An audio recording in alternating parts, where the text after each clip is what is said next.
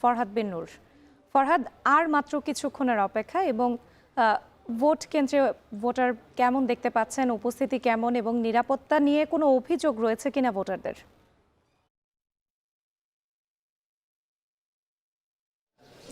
রাত্রি, ধন্যবাদ আপনাকে।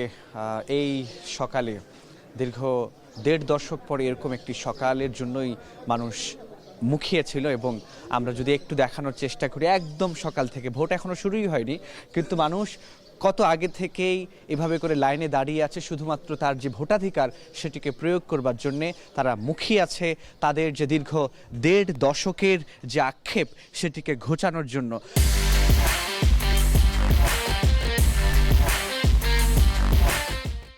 আমরা এই মুহূর্তে যেই জায়গাটিতে রয়েছে এটি হচ্ছে ঢাকার ৪ আসনের মধ্যে পড়েছে এবং এটি মূলত আশরাফিয়া আরাবিয়া জুরাইন মাদ্রাসা। এখানে জামায়াতের যিনি মনোনীত প্রার্থী সৈয়দ জয়নুল আবেদিন, তিনি এখানে ভোট দেওয়ার কথা রয়েছে। তিনি 7:30 নাগাদ এখানে আসবার কথা রয়েছে। একটু আপনাকে জানিয়ে রাখি, এই আসনে মোট ১১৫টি কেন্দ্র রয়েছে, যেখানে ভোটার ৩,৫৮,০০০-এর বেশি রয়েছে এবং আমরা এখানে প্রিজাইডিং যিনি অফিসার রয়েছেন তার সঙ্গে কথা বলেছিলাম। ভোট গ্রহণের জন্যে সব রকম ব্যবস্থা তাদের ইতোমধ্যেই রয়েছে এবং আমরা কিছুক্ষণ আগে এখানে আইনশৃঙ্খলা বাহিনীর যারা সদস্য রয়েছেন, দায়িত্বশীল যারা রয়েছেন তাদের সঙ্গে কথা বলেছি।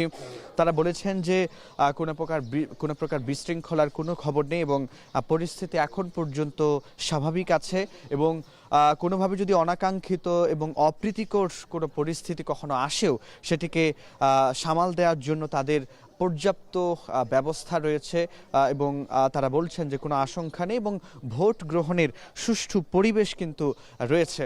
এবং আমরা যে চিত্রটি আসলে দেখছি, আমরা বিভিন্ন কেন্দ্রই আসলে সকাল থেকে ঘুরে ঘুরে দেখেছি এবং বিভিন্ন কেন্দ্রে আমরা দেখেছি সকাল থেকে পোলিং এজেন্ট যারা রয়েছে, পোলিং অফিসার যারা রয়েছে, সহকারী প্রিজাইডিং অফিসার এবং আইন শৃঙ্খলা রক্ষাকারী বাহিনী, আনসার, বিডিবি থেকে শুরু করে আমরা দেখছি যে সেনা সদস্যরাও তারাও কিন্তু টহল দিচ্ছেন, তারা স্ট্রাইকিং ফোর্স হিসেবে আছেন, তারাও টহল দিচ্ছেন। সব মিলিয়ে এই যে দীর্ঘ ১.৫ দশক পরে যে এরকম একটি সকাল, সেই সকালটি কিন্তু শুরু হয়েই গিয়েছে এবং আজকে উৎসব মুখর পরিবেশে ভোট দেওয়ার জন্য ভোটাররা কিন্তু মুখিয়ে আছে। আমরা দেখছি যে এখানে বিভিন্ন দলের নেতাকর্মীরা তারা কিন্তু বাইরে। ঢাকা ৪ আসন থেকে যুক্ত ছিলেন ফরহাদ বিন নূর।